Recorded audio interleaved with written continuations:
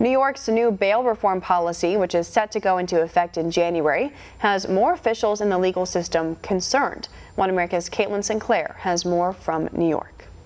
New York Democratic lawmakers have a new justice agenda that would take cash bail off the table for a number of criminal offenses.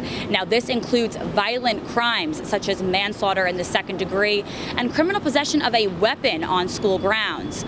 More and more lawmakers and citizens continue to express their deep concerns since this announcement.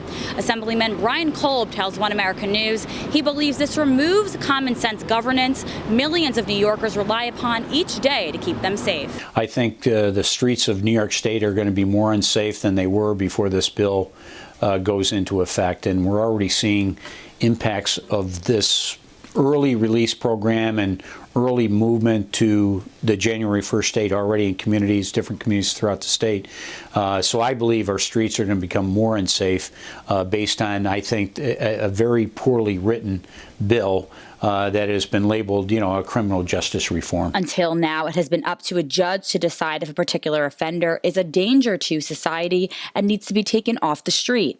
Now, the Democratic lawmakers would effectively take away the power of the judge to make that decision. Democrats say the reforms address a system which they argue criminalizes poverty. Honestly, I think that's a bunch of nonsense. Certainly anyone that's arrested and charged with a crime has to appear before someone, and then obviously if the judge decides that bail is in order and the bail amount is set not on the economic conditions of the individual, it's based on the seriousness of the crime. With the new criminal justice reform set to go into effect in less than 2 months, lawmakers, prosecutors, and police officials are now calling for amendments to the changes. This is all about marketing rather than, certainly substance. And I think that's been a trademark of Governor Cuomo. Good at the spin, not good at the execution. And I think this is another example of that. Senator Pam Helming recently fighting on behalf of victims.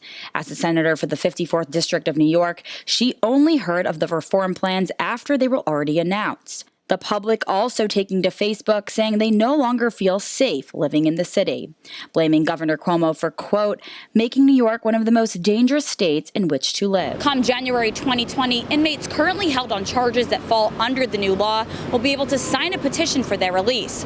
Court officials estimating this to be about 880 inmates. Lawmakers reminding us something must be done now before the calendar changes over. Caitlin Sinclair, One America News, New York.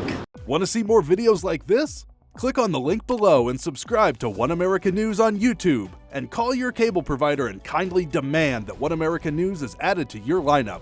Call and subscribe today.